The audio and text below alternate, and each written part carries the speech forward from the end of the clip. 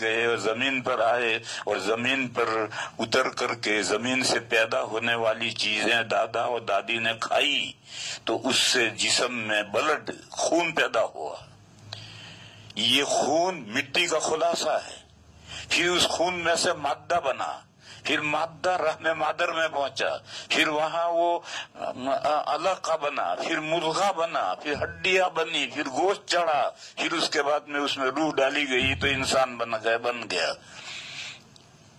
بہرحال انسان کی تقدیر, انسان کی پیدائش مٹی سے مقدر تھی, اور جنت میں یہ مٹی نہیں ہے. دوسری مٹی تو ہے وہاں کی, لیکن یہ مٹی نہیں ہے. لہذا دادا دادی جنت میں رہے, کتنے دن رہے اللہ جانے, کتنے دن رہے, ہزاروں سال رہے, سینکڑوں سال رہے. اس درمیان میں ان کی کوئی اولاد نہیں ہوئی. میاں بیوی میں جو مقاربت ہوتی ہے وہ وہاں بھی ہوتی ہے. جنتی جنت میں جائیں گے تو وہاں یہ سلسلہ رہے گا.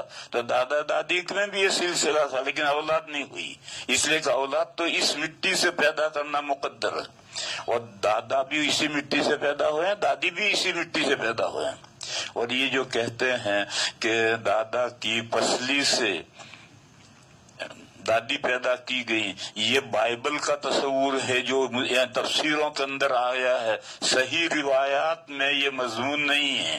بخاری شریف میں صرف ایک روایت ہے, حضور نے فرمایا عورتوں کے ساتھ اچھا برتاؤ کرو, اس لیے کہ عورتیں پسلی سے پیدا کی گئی ہیں, اور پسلیوں میں سب سے ٹیڑھی اوپر کی پسلی ہے. اگر تم اس کو سیدھا کرنا چاہو گے تو پسلی کبھی سیدھی نہیں ہو سکتی, ٹوٹ جائے گی, اور اس کا ٹوٹنا یہ کہ طلاق کی نوبت آ جائے گی. اور اگر تم اس کو ٹیڑھا رہنے دو گے اور اچھا برتاؤ کر کے اپنا کام نکالتے رہو گے تو نکلتا رہے گا.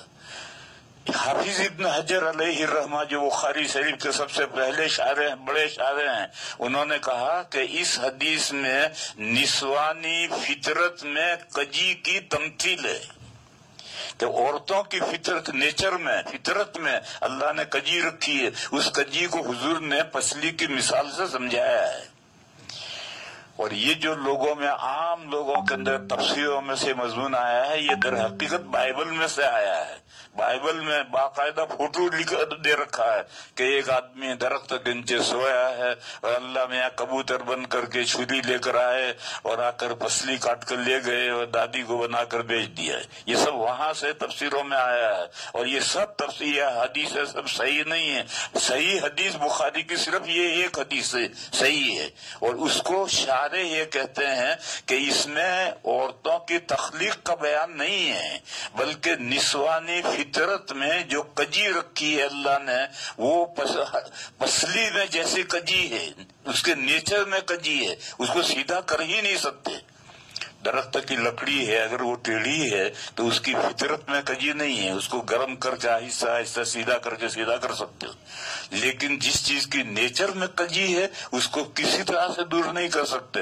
تو جیسے پسلی کی نیچر میں کجی ہے اس کو دور نہیں کر سکتے, ایسے عورت کی نیچر میں کبھی کجی ہے. لہذا اس سے فائدہ اٹھانے کے لیے اچھا برتاؤ کرو, اور اچھا برتاؤ کر کے نباہ کرو. ایک دوسری حدیث میں ہے کہ اگر عورت دن میں 100 غلطیاں کرے تو 100 مرتبہ معاف کرو,